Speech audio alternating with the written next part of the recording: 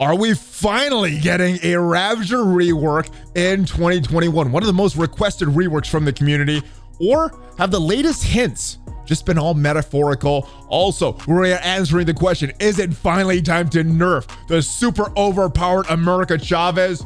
We're going to discuss that. And what character hints did we get from the latest episode of Strike Time? Cerebro had a few comics in the background of his video. We're going to discuss that and the rest of your questions from the mailbag, the Monday mailbag over on Discord. A lot of questions all over the place, and we're discussing them all, guys. And if you're ready for that, find that like button. And let's go smash it! ValleyFlyin.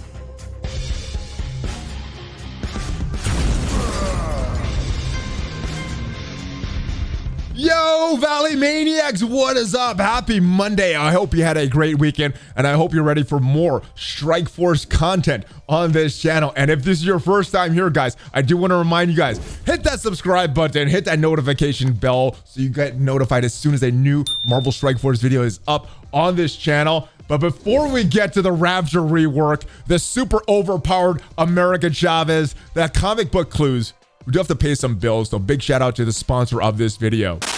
You like solving puzzles? You like hero collectors? Well, if you like both, you're absolutely gonna love Gemstone Legends. And big thanks to Gemstone Legends for sponsoring this video.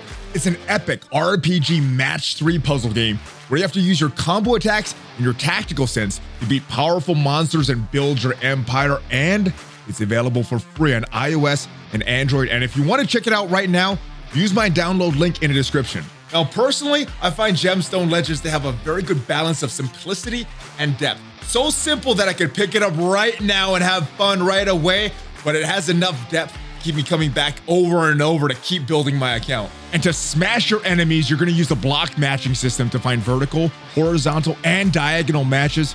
And don't forget to bring your powerful dragon. You can collect up to 5, and each gives you a different bonus. And there's also a bunch of artifact sets in the game, each with its own unique stats to give you a bunch of build options for each hero. And if you want to check out Gemstone Legends yourself, make sure you use the link in the description so that you can experience Gemstone Legends today.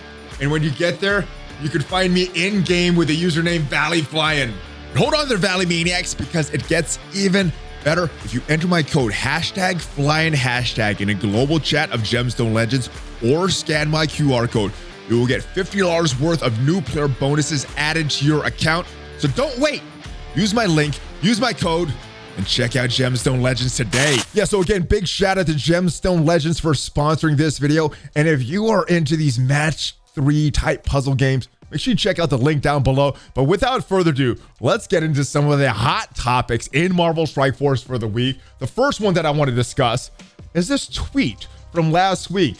Went out to a few content creators about to hit the crossroads. Which ISO 8 blue for Yondu? This is kind of a painful tweet to look at. But the more important thing from this tweet, not the Yondu, I know it's kind of funny, but we got a response from the official Marvel Strike Force Twitter account, and the response was Fortifier. The best, so there it is, guys. The best ISO 8 blue glass for Yondu is Fortifier. Deal with it. You can see Jubilee telling you to deal with it there. But I think the more important question here is this, the response. What is the % chance of some Ravager love before the year's out? And this is the more important response from Twitter. And if we look at this, the official response says not 0%. So that means it's not 0. That means it's not happening. It may be as 0.00001%. So maybe very low percent, but it's not 0. So yeah, just like in Dumb and Dumber, there is a chance. They can't really say more. What are you interpreting this as, guys? Do you think this is just more metaphorical teases like Gam and Ro, things that may or may not never come to the game? I mean, we got teased of MODOK way back in, I think it was October of last year. Still not in the game yet. Or is this a clue saying that we are getting more Ravager reworks coming? And I hope if a Ravager are getting a rework, we get the man with the tasers on his face finally coming to Marvel Strike Force. But this is what was on Twitter last week. Let me know your responses to this. And let's actually go to Reddit for this next piece of information about America Chavez, Is it finally time to nerf her? So we do go to this for the Reddit, excuse me. We go to Reddit for this, and here's a post that did have a dev response. Cerebro always says that they do not have enough manpower to do a simple job. Here's your idea. You made 300 million in 2020. How about hiring a few more engineers and a hand rework? Now, I think I like that more engineers and more people to do the job, get the job done quicker. Not sure if a hand rework is necessary. I mean, they're still minions after all, right? But I do like this. Now, again, the important thing is not this statement. It is the response from Cerebro. Now, we had a few responses. America Chavez to the moon. Cerebro responded, though. Here for the America Chavez train. So, for those of you that are kind of outside the loop, Philosopher did a video with Cerebro, interviewing Cerebro last week. And in that interview, he said that they use sentient analysis software. I'm not sure if I'm pronouncing that right, but it's a software that they use that looks at keywords in different social media platforms, Reddit, Twitter, a bunch of different things, Discord, I think a lot of YouTube, all of these things. They're looking for certain keywords. And he said he looks at feedback based on that. And one of the comments he made in that interview with Philosopher was that, hey, he knows Emma is super meta because that's talked about a lot. I'm not sure if that's a response, but the community, I gotta love this community. The community, in response to that, to try to get that sentient analysis software to get America Chavez, just to kind of throw it in loops. Something that the community on Reddit has been doing is asking for America Chavez to be nerfed. Just to kind of skew off that analysis, and obviously going for more gold. So if you go across Reddit right now, you'll see a bunch of posts, a bunch of comments about America Chavez nerfing her, more gold. That is why I love this, though.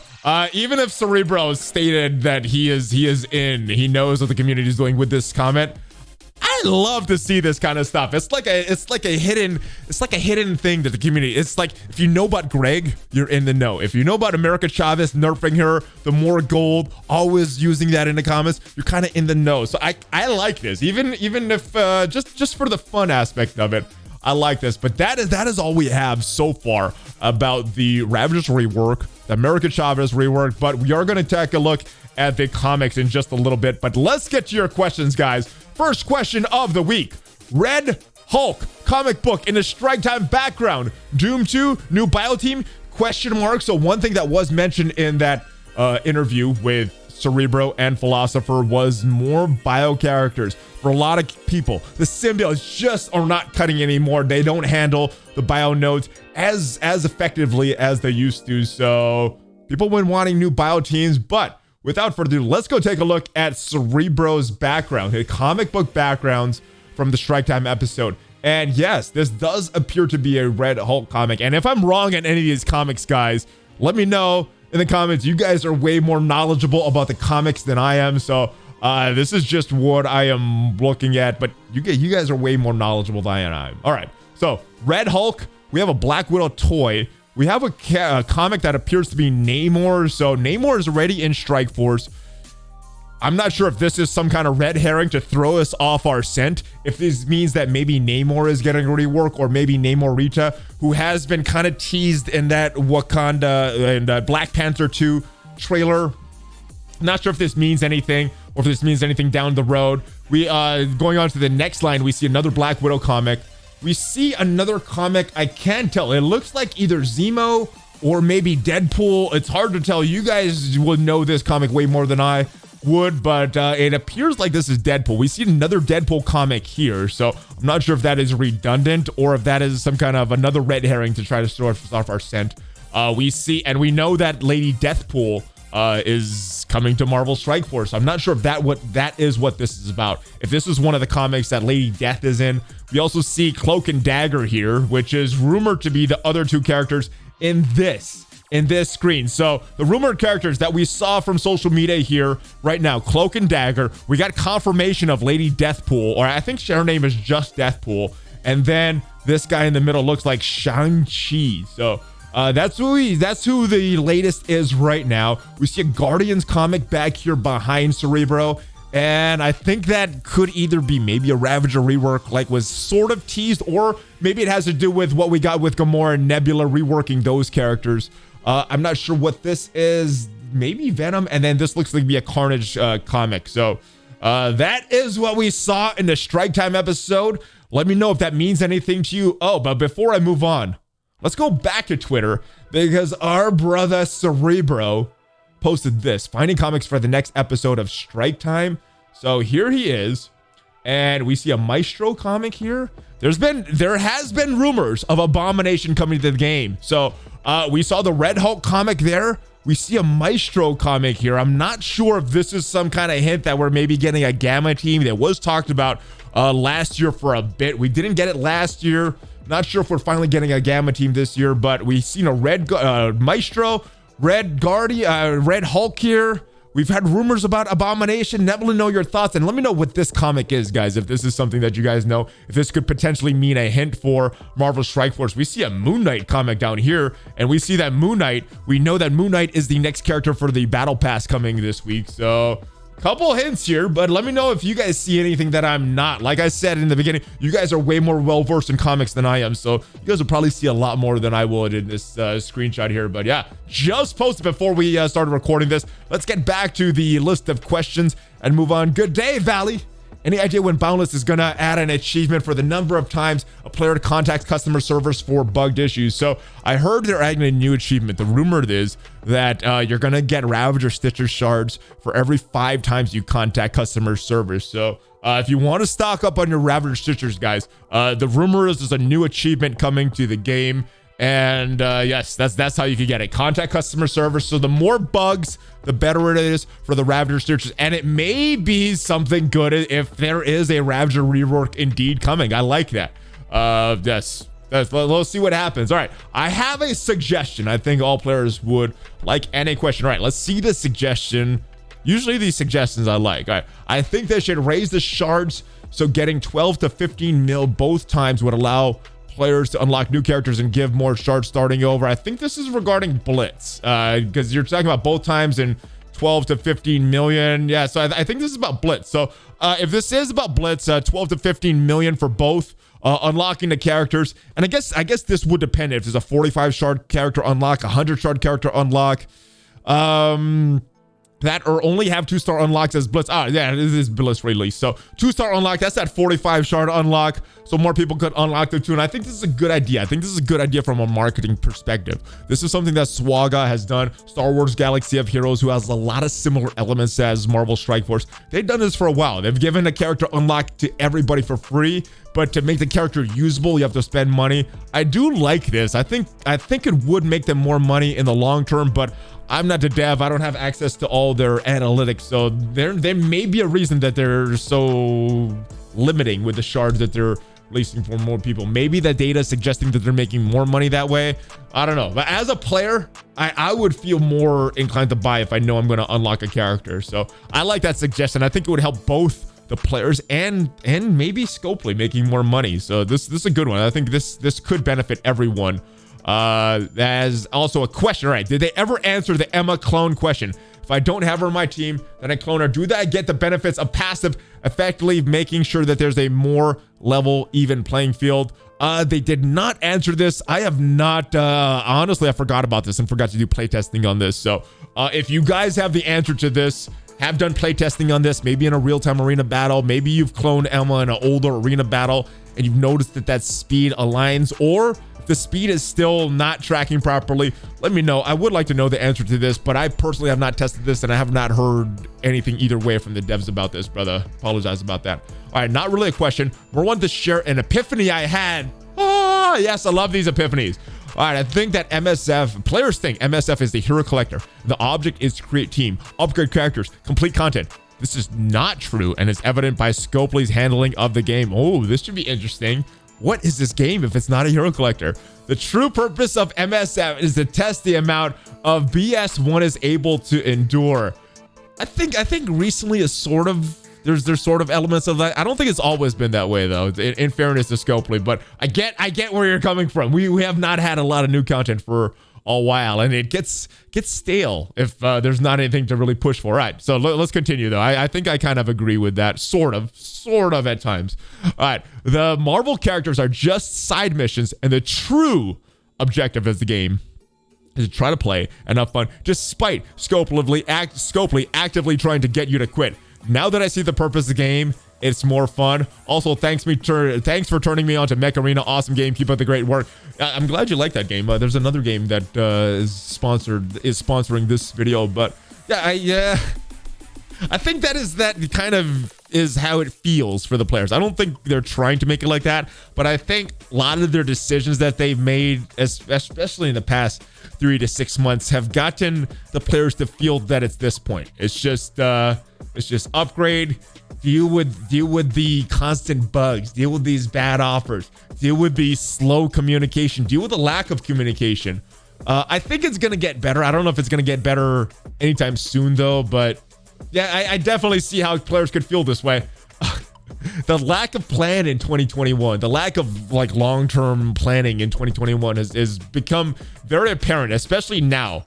A couple months ago, it was very lack of planning. Now, I think we feel that, especially with the lack of endgame content right now. ValleyFlyin posted on Reddit, so posted here also. You're awesome, bro. Hey, you are awesome. All of you guys are awesome. Thank you guys for watching. Despite, I know some of you guys are not enjoying the game, so thank you guys for still watching the channel, despite your level of enjoyment for Marvel Strike Force. But can you please incorporate a way to play with war buffs outside of war? This could be interesting to change to play with RTA. Play with your defensive buffs in RTA would be a nice middle ground for people complaining about war characters being a waste of money. I like this. I do like this. I would like them to separate the battle pass road from real-time arena before they do this though. I think if they separated the battle pass out to other game modes, let you do some of the objectives in other game modes, get some of your knockouts, things like that, and maybe blitz or raids or something else, I think that would ease the strain on real-time arena. And then the people that are playing it are just playing it for fun, and hopefully that leads to a better environment. That's what I'm hoping will change though. But if they did this with real-time arena, removing the battle pass, and then maybe making these war buffs, maybe making real-time arena where all the buffs go on. So I don't think there are any arena buffs, but if there are, put it there. I know there's some raid buffs, put it in real-time arena. I know there's some war buffs, put it in real-time arena. Make that like the free-for-all mode, and we'll see. Maybe it'll be good, but if it's not, it's just a test because your objectives are not tied to it. You're not forced to play that game mode. You're playing it because you want to. Hopefully that'll make it good. And yes, give players a chance to use some of these war-specific teams, especially the war defense teams, a little bit more, and see some of these costumes that they've given us for all of these war characters. All right.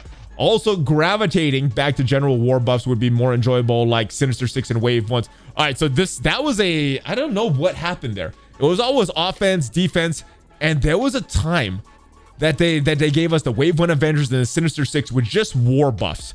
Not offense, not defense, just war. I like that because it lets you be creative with the teams. And then right around that time as well, we got the Axemen, who is very good on offense or defense. So we got Sinister Six, Wave 1 Avengers, and Axemen all around the same time. And the Axemen don't really have war offense or defense bonuses, but they're great on both. Sinister Six with Doc Ock, great on either one or offense or defense. Same thing with the Wave 1 Avengers. So that was a really interesting time in the game. We've gotten really limited since then, but I do like what they did with this. I do like that idea. More, just make it straight war. Not make it war offense, more defense. Just make it war. I like that. I think a lot of the community did, which is why Wave 1 Avengers Rework was so positively received, which is why around the time when the Symbiotes and the Sinister Six and even right before Axemen was one of the more fun times in the game for a lot of players. And I think it had to do with these war bonuses. The time when he had a lot of drop off in the game was when Heroes for Hire was introduced, which is strictly a war defense team. And I don't know. I think they've learned their lesson about a few things, but it looks like Shang-Chi, based on some of the Russian data mines that we saw last week, will be a war defense character. So boring. And this idea would help to reduce some of that boredom. Changing the straight war buffs would give Heimdall a use again. Yeah. It would give some of the rest of the Asgardians a use again as well. Also, tunes that only have Dark Dimension buffs like Pimtech make them like Sims. Dark Dimension and raid buffs long overdue. Yeah, I would like that. Because the Dark Dimension buffs, really, after you pass each of the Dark Dimensions twice, you really have a use for Dark Dimension tunes or characters that are just viable in Dark Dimension. Not unless they're viable in other game modes like Ghost. How often are people building up Ant-Man and Wasp and Stature? There's some people that are still building up Yellow Jacket, but those other characters that are just good in Dark Dimension, I don't know. Very, very short-sighted. Let's move on, though. It's a very straight. Oh, we moved on way too much. Let's go back to this question. All right. Essential T4s for the Axemen, the Doom Raids, to complete all the mutant nodes. Interesting timing of this, because we're actually on stream this morning, and we actually beat the mutant nodes with the Axemen. We autoed most of it with the Axemen. So let's go look at that. And then Doom 1.0, not the 1.1. We're not that far along yet. Important T4s. This one, I can't remember these. So you're reducing armor, reducing damage. I think this is important because it's reducing armors for the enemies without slow, so you're being able to do more damage. It's reducing the damage that they can do to you. So it's also helping your team to survive. I think this is a good one. I don't know if this is totally essential. I'd maybe rate this a B tier T4 for the team. Let's move on. Kitty Pride. I think it's only this one, unless I'm mistaken. Yeah, evade to the most injured astonishing X-Men. This is probably a B tier T4 as well. I don't know if you need the rest of these. I think I did this one because it looked good. What does this do? More damage, speed bar. Oh, I did this for the speed bar. Not really worth it. I should have read this better. Don't do this one. The basic is debatable as well because she can clear 2 positive effects from that.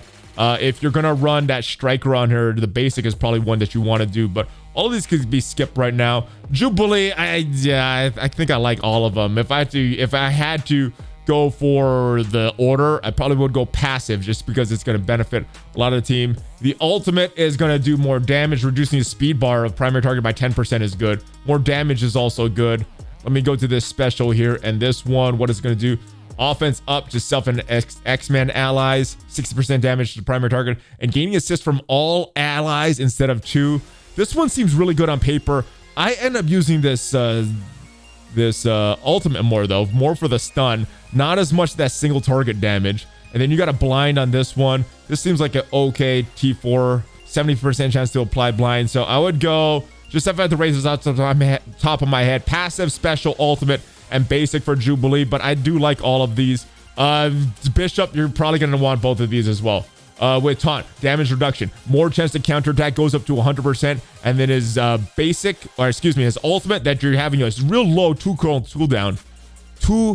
cooldown. Man, I'm trying to rush and not coming out very good, but yes, does extra damage, and you're using this a lot because it's only 2 turns for cooldown. Every other move pretty much using that move. And then the special on Beast is pretty much all I would recommend. The main reason for that is it's removing negative effects 2 from all astonishing X-Men allies instead of 1 to 2. So I think that's a really good one. The damage, you're not going to be bringing Beast for damage, but that's pretty much it. So that is what I would recommend. We got a couple on Bishop. We have a few on Jubilee and 1 on Beast. And then if you want to get a little crazy, you could get 1 more on Iceman and 2 more, potentially 1 more on Kitty Pride.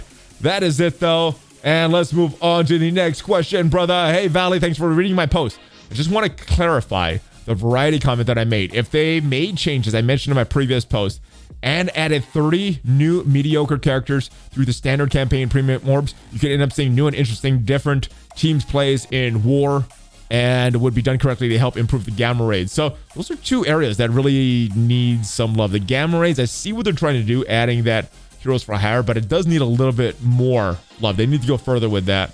2 characters come in mind with the example. They can add Scorpion with attacks in Sinister 6 and Dark Avengers, or Dakin with Brotherhood and Dark Avengers. A few other ideas for characters like this they could potentially add. I would like characters like this. You know, Scorpion. We've talked about a few X-Men characters that would have a few tags. I like characters with multiple tags that could fit on multiple teams, because that would add some pure crafting. So I like this. If we get enough of these new characters, had tags like teasing new teams, could get people buying cores and premium offers again. Yeah, I mean, this is a good, this could be a good suggestion. I like double tags. I like more characters. I still not sure about the release method that you discussed last week, but if it's giving us more variety, if at the end of the day it's giving us more variety, more ways to use our characters, different theory crafting that we could do with different teams, and just introducing more characters, anything that does that, I would like. So yeah, in general, I think I do like the idea. All right, this is a long one, but I want to read this all. Hopefully you can read this. Maybe the devs can learn from this. Longtime player, recently quit due to the imbalance of the game as a whole. Still love watching your videos though. Thank you for still watching. Mentioned that before, so I know some of you guys are not as happy in MSF. I still appreciate all of you guys that still show up to watch the ValleyFlyin channel. Recently started a new game, so I'm literally fresh. What I learned, maybe MSF can do to adapt to the game and the following. All right, MSF definitely needs some new player catch-up mechanics because it's kind of non-existent and it's really affecting alliance recruiting because not as many players are getting through that early and mid-game quick enough, and there's not a lot of incentive for alliances to stick together if everybody's not around the same tower because the way they're structuring alliances and these milestones and everything. So, all right. I agree with you. So we do need some changes for the new player experience. All right, the game made it friendly for new players to play with experienced players during events by raising level cap to the maximum the game provided. What makes the long-term players usually win are stats boosted from set stats. I.e., if we use MSF Alliance Wars set standard stats with level 80 cap, not sure what's the max, and 4 red star, they added stats for players who invested high. Then with anything above their 4 red stars or gear, the players worked hard on this. This allows newer and older players to contribute to the fun. I don't think they should do this in all game modes. War is an example that they can do this. Another thing that is similar to lowering the level cap, because I've seen this done in other games, has been fun, is just make it that you could help friends and stuff play PvE content. That's something that they do similar in Future Revolution, whereas a day one player, you're not gonna be able to compete with someone that's been playing for a while in PvP content. But what you can do is have the longtime player help a new player in some PvE content. So that's another thing they could do in addition to this. But yeah, this would work for War. So I like this. Alliance War is time-based wins, right? Sort of. I mean, for the first clear rewards and the armory bonuses and some of that stuff does give you a huge advantage if you do things fast, but it's not technically time-based rewards. It's just easier to get them if you're fast. I played a similar game where it's not time-based. The game allows better play using a number of turns to determine the winner. Less turns equals the wins. Yeah, so efficiency-based wars and war tiebreakers is what people have wanted for a little while. I'm not sure why this was not tested. I'm not sure if this was tested in the last playtest for War. I hope this is something that they can experiment with and test this out, see if this would work for Strike Force, see if it wouldn't work. I would like to get to know, because I've seen this requested from a lot of players. However, if both teams equal in turn, it's always whoever smashed the hardest equal, aka total team damage. Yeah, base damage is the tiebreaker, but efficiency is the win and loss. I like that as well. Lastly, the devs in this game thinks about the revenue, but also thinks about the hard work that they put in, opinion based. Yeah, it's hard to say what the devs' intentions are sometimes. So they balance the game every other third month. This is the way this way it is beginner friendly, and they can still create new characters with revenue in mind. Why are they not as why they are losing mass player base? Might as well think quality. Yeah, I don't know what the devs' long-term plan is. This a lot of the stuff you mentioned, a lot of the pain points that the community is experiencing right now, why people are leaving, has been mentioned to the devs for a while. They haven't really reacted as quickly as I think a lot of the content creators wanted. So kind of in the state it's in. All these things would help. I think just listening, just something simple, listening to the community, not using just sentient analysis software, but taking the time, maybe an hour or so, a couple hours a week, just to listen, just to see exactly what the community is thinking. Maybe watching a few videos might help in gauging the community and seeing what are these pain points for new players, like you mentioned, for wars, making it not as time-based, because this time-based type wars, and I know it's technically not time-based, but these wars that you need to rush is what kind of adds to the fatigue and to some of the extended gameplay in the game, or extended time that you need to invest in the game per day. So that would help. Hopefully read this so the devs can see how the game works. It's really friendly. It allows players of all levels to play with each other to some degree. Yeah, I think that's what's kind of missing in Strike Force right now. I mean, I think that is missing in Strike Force right now. I don't know if that's the biggest problem, but that is a problem, and that's something that's really, really done well in Future Revolution, and hopefully Strike Force can implement some of the things that are done well in Future Revolution, bring them to Strike Force. Hey Valley, suggestions and comment. I never played Swaga, but I know it was mentioned that T5 Zeta materials weren't used at all, weren't used for all characters or all abilities of characters. Did they think they could do this as a way to bring back some older characters into a meta or make a more usable status? The T5 ability would make up for a power leap of newer characters. All right, so this was mentioned sort of previously, and my response to that was that would require the devs to go back in and do T5s for characters and make sure that it's balanced. It's not going to throw off the I was going to say the balance that we have in the game right now, but I'm not even sure if I want to make that statement. But what we have in the game right now, it would definitely throw things off. They would have to go back and do a lot of work. I don't know if by some of the quality of life changes taking so long, I don't know if they have the capability to do something on this grand scale unless they had some huge monetization behind it. And I guess they could really monetize the T5s. And I guess you're right. They don't need every single character to have a T5. They could do 3 new characters a month, get T5s. I think that's what they did in Marvel Future Fight with when they had tier 2 characters. You know, not all characters were available to get to T2, and eventually they made it to all, but they were doing like 3 a week or 3 a month, 3 a patch or something like that, 3 or 4 a patch. So they could do something like this, and I guess it wouldn't be too much of a strain on them. Be interesting, be very interesting. Before they did this though, what I would like to see is a little less strain on the T4s. I know they addressed that a couple weeks ago in Strike Time, and I hope newer players would get more T4s before they start to make a new bottleneck though. Second, with the thoughts of Abomination, the character in the future, they'd have to scale his size correctly to do, and finally fix Hulk. Don't understand why can't they figure this out. Hulk, Cull, Thanos, Colossus needed more height and bulk in more cases. Cap standing next to Hulk, the same height, is an abomination. Have you ever asked why this is such an issue? I think this was a issue with the game design. I don't think I've asked specifically. I think I've heard things in passing, but I think this is an issue with the game design.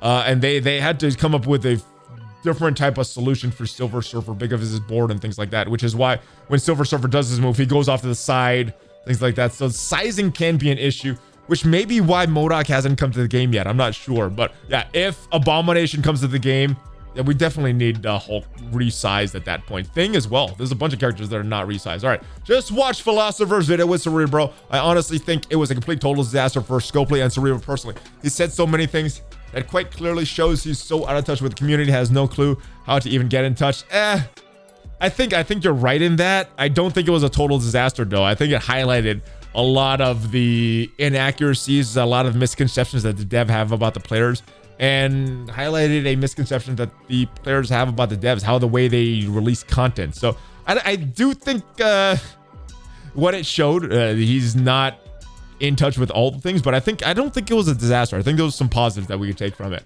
I was quite surprised, was completely unaware of some of the community issues like the unavailability of T2 mats. I was a little surprised at that as well. It's been mentioned in the Envoy chat for a while, so I was surprised that he did not know about that. Mid-game players for especially one, or that he knew some of the issues, how frustrating the RNG mechanic with Blue ISO 8 is. Yeah, I think that is the disconnect. They don't play this like us, so they don't understand the frustrations we go through. The way I interpreted this whole issue is they don't understand. So what we need to do, or what I need to do when I'm communicating with Cerebro, making these kind of videos, is take that in mind. They don't know what we're going through. So when we're communicating with them, how much of an issue some things are, I think I need to be a little more detailed and keep that in mind. So I did think that was a big positive, so that the communication going forward can be a little more accurate and get us to what we want. Honestly, how hard is it to tell a handful of employees to start accounts, find a random alliance, and just play the game as part of their job?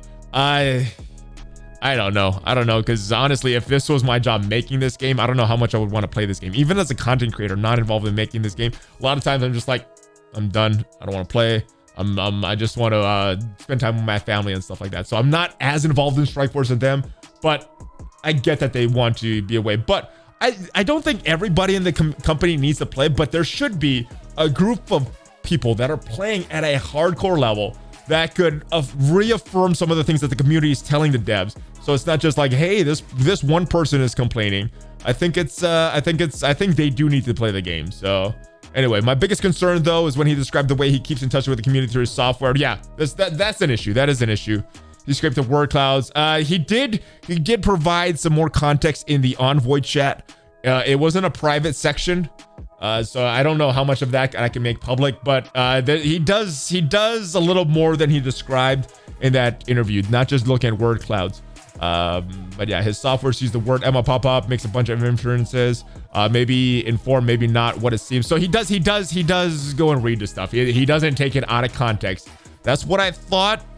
Now I know what he said in the Envoy chat, and I know what it seems like in the community. So I'm not sure. I think the truth is somewhere in the middle, or he looks at all this stuff and he's just very busy. I know Zeke's left, and we've had very little communication in the Envoy chat since Zeke's left. So I think he's doing a job of 3 people right now. They make a character like Emma they expect to be really good for a long time. Then they see people continue to talk about Emma for a long time.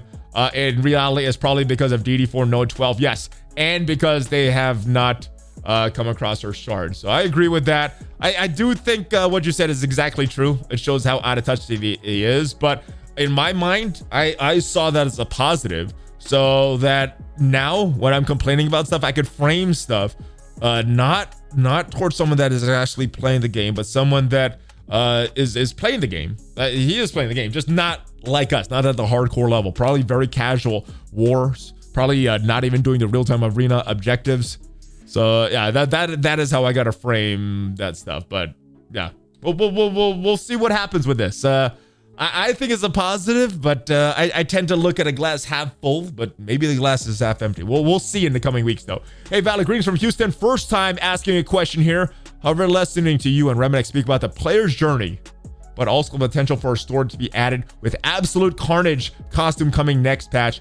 What if we're looking along the next shift away from Doom as the big bad guy of the Doom story, and an introduction of a new storyline for new raids, maybe alliance-wide raid bosses? So I think if we were having raid bosses coming soon, they would have mentioned that in the roadmap. They didn't mention that. They mentioned the Grand Tournament, which looks to be very similar to Grand Arena and Swaga. So maybe. I still want raid bosses, but maybe after Grand Tournament is added. Swaga has raid bosses that allow for 5 attacks for each raid, and maybe they're pushing us the direction. I think they could. I don't think they're pushing us the direction this early, though, because they said that the Grand Tournament is coming in early 2022. If they had another game mode for us coming before that, they would have mentioned it, because the players do want more content. So it is definitely possible that down the road, but I think Grand Tournament has come first before any type of other type of new game mode. All right, calling now. Next team after the Warriors 3 will be a 3-member tech raid team. That makes sense. We got a 3-member skill raid team. We got a 3-member mystic raid team, and then now tech. I don't think people struggle too much in Mutant. I'm hoping it'll be Bio, though. Tech, we got Kestrel, we got Doom. Bio, the symbiotes are kind of falling out of it, so I would prefer Bio to be the next team. But after that, Tech is someone that could need some love after Bio as well. Next question, though. Valley, my guy, what is it? It's been a while. What is up, brother? I was the X Factor Whisperer, if you remember. Let's go 11 for 11. I got a lot to unpack on you. Uh-oh, we may have some juicy rumors. Where the heck is Drew, by the way? All right, sitting back, watching all these events, and some thoughts on the first. Since Cerebro just looks at what the name is popular on, which, talking about Emma, who hasn't been in the meta for months, the first question, should everyone just start talking about Gambit and Rogue, since developers don't seem to get that's who everybody wants? I think they do. They do. They know that's what everybody wants. They make jokes with some of the envoys because there's some envoys that really want those characters. They know. I think they're holding it back purposefully, though, or there may be some grander plan from Marvel going on. But he knows that, and I think people are already trying to manipulate that sentient analysis softwares, and Cerebro's aware of that. So I'm not sure if just mentioning Gambit and Rogue is going to do anything. I don't buy this so-called sophisticated program he uses to figure things out by running off one name. That's the case they claim. That's so delicate, would be the easier to manage. So everyone start talking about Gambit and Rogue to continue, right?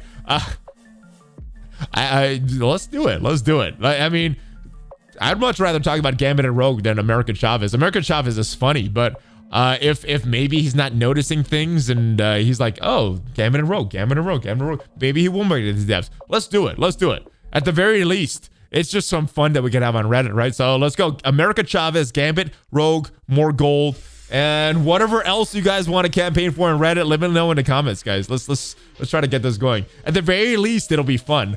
Valley Trading Grand from Houston. The announcement of Deathpool, the crazy ultimate. My question is, what if we are set up for the future with raids with these teams? Deathpool's ultimate is instant kill now, but what if it isn't as damaging against a potentially raid boss? Yes, if it is against the raid boss, it won't be as damaging, because if there is a raid boss coming, and again, I mentioned in the last question, if there is a raid boss coming, I think it's gonna be after this grand tournament, or they would have teased that and the grand tournament instead of just the grand tournament. So potentially. And yes, it won't do as much damage. It won't be an insta kill. It's going to be X amount of damage, and that raid boss will have a high health. Or maybe we get a raid boss node that is primarily an empowered Thanos or company. So you need to clear the ultimate to either clear Ma or Cole in order to start chipping away at Thanos that is bigger and stronger than the roster of Thanos. Just my thoughts. Looking forward to your thoughts. Thanks and gig 'em. All right, so yeah, this could be cool. We will have to see though. But remember about this Deathpool passive. Let's go to this Strike Time episode, because it may not be as powerful as I initially thought. So where are you getting charged? You need to get this max. You need 5 charges for this big 20,000 piercing to go off, right? Well, every time you spawn, you're gaining 1 charge. So at the beginning of battle, you'll get 1. You'll use this move, 3-turn cooldown, you'll get another 1, and then you won't get your 3rd until you either use this ultimate again, or you finish the node, come back in and get another one. So it's going to take a while. You're not going to get this this is not going to be a frequent insta kill, but every 5th time, and because of these spawns, a little less than the 5th time, but at the very maximum, every 5th time you use this ultimate, that's when you're going to be getting this big move. So it's going to be very strong. I don't think it's going to be, I don't know. I was going to say it's probably not going to be game changing, but it might in the raids. As far as a world boss, probably not a game changer, but as far as the raids, having this, being able to store this insta kill will be very helpful in the boss, and especially if you got a bunch of alliance mates that have a bunch of death pools and everybody's using this ultimate that is fully charged up on that final boss. It could be a big damaging move, and it could be a strategy going forward. We will have to see when she comes to the game though. Currently, there are no mutant passive ability damage like Kestrel, who has that little extra hit with the defense down. Black Bolt, who gets that little extra hit when someone goes into the red. Deathpool, who's going to get that extra hit with every time they go below enemy death. Oh, you're getting that. And oh, excuse me. When they enemy death, you're going to attack the extra target for the Deathpool. But X23 Jubilee get turn meter, but no mutant damage as of their passive right now. My question, which new upcoming mutant will have their damage from the passive like Kestrel or Black Bolt? Devs, I guess it could be any mutant. They're not on the horizon. They're not on this screenshot here. This one looks to be Deathpool, Cloak and Dagger, and Shang-Chi, but maybe something in September. Although the Gamma Team rumors are heating up, especially with Abomination and Abomination being in that Shang-Chi trailer. So it's hard to say if it's going to be a new mutant character. I don't know. It could be Gambit, it could be Rogue, it could be some other mutant character, it could be Richter that's been teased in some in-game screenshots. Hard to say, but I think the one, let me go back. I think we're going to need more bio characters for the raids. I think that's where we're going to need some help, not necessarily the mutants, because I think the mutants, if you have a strong Sinister Emma, maybe some combination of the Dad Bros, some combination of the Axemen, you should be able to get through Doom 1.1 right now. But the mutants, and not the mutant, the bio, excuse me, seems to be the hardest. So I think I'd rather have more damaging characters, another Black Bolt, because I think the mutants are okay right now. But if I have to guess off the top of my head, first character in my head, Gambit. I'll guess Gambit for this question. All right, which upcoming Marvel show and or movie are you most looking forward to? So the next one is What If. So I'm looking forward to that one. After that, I think it's going to be Shang-Chi. So I'm looking forward to that. But I really enjoyed the Black Widow movie. So I want to see Yelena again. Val looks very interesting. It looks like we're going to see her again. U.S. Agent. And of course, bringing back Hawkeye and introducing Kate Bishop. So I'm looking forward to all of them. And usually it's the next one, but I think I'm gonna have to say for this answer the Hawkeye TV show for a few different reasons, but all of them, except for MODOK, What If, Shang-Chi, Eternals, all that stuff. I'm looking forward to all of them. If you agree with this, would you let Cerebro know if they're scared to give us more gold? Why can't they just lower in-game price for upgrades items? I currently have 12 tunes that I need to promote to 7 stars, but at 500k a pop, that's 6 million. If they did like 200 or 250k, it would help newer players and also help the end game economy. Thoughts? So this was a thing back in the day to remove gold rank up of this from 6 or 7, or every rank up, every star rank up requires gold. Thought way back in the day was remove all this stuff. The other solution for this is to increase the minimum amount of gold you get in those gold orbs. They've done this in the past. I think that is something that's necessary every time they raise the level cap. Raise the minimum in those gold orbs because we're gonna need more gold. There's so many different ways to do this. I think they're trying. I see that.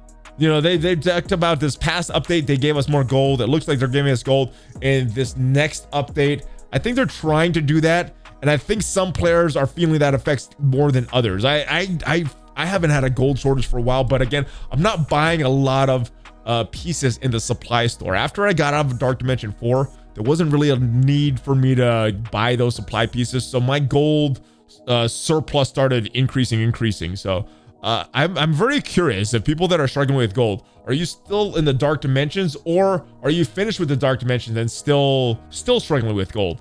I'm curious because I do want to make the right recommendations for Cerebro when I'm giving this, but yeah, let's more gold is always good. More resources is always good. There's so many bottlenecks in the game right now. The game would not break if they increased this. All right, and last question with an answer. I don't even have to do an answer. The answer is right here. Hey, bud, hope all is well with you and your family. I was going pretty hard on the Maria Hill Blitz. This time, going for the 1%. I don't think I got it. I set my timer 2 hours so I could keep my rotations going. Weird thing happened. I was not aware of. The timer went from 2 hours to over 6 hours unless I use cores to attack. Actually, to be more accurate, it was the exact time before the event ended. Does the time change based on how many times you have attacked? If it was supposed to say at 2 hours, then I totally got screwed over and would have made this blitz to the blitz predictions. And this is the exact correct answer. You only get 8 free rotations per day. After that, you can only pay the blitz more. So yes, either paying with your blitz charges, or if you run out of those, with your cores. And it's just 8 per character. You get to use as many. 2 hours between it. If you go over that, you could do as many as you want, but you only get 8 free ones per day. And that is it. And it starts at server reset. So when all the offers change, that's when the 24-hour period starts, and it ends at server reset. So it's not whenever the objectives reset, it's the server reset. So when the offers and your blitzes reset, all those things like that, that is considered the start of your blitz rotation. That's when the 8-hour timer starts, or the 8 rotations start in that time. That is it, guys. That is it for all of your questions. And yes, a few other tidbits. Let me know what you're most excited about. Potential Ravager rework. Is that a thing, or is that just a tease? And I think we should still be requesting stuff on Reddit because of the sentient analysis software. Thank you guys for stopping by. More videos tomorrow, more streaming tomorrow. We do stream on Twitch every single weekday morning, Marvel Strike Force and Marvel Future Revolution. So stop by if you guys can. We have a lot of fun there, and I will see you guys next time in the next video tomorrow. Before you go, check out some of my other videos. Check me out on social media. Make sure you check out Gemstone Legends and give me that Hulk fist bump, baby. Oh yeah. Have a great rest of your day. ValleyFlyin out.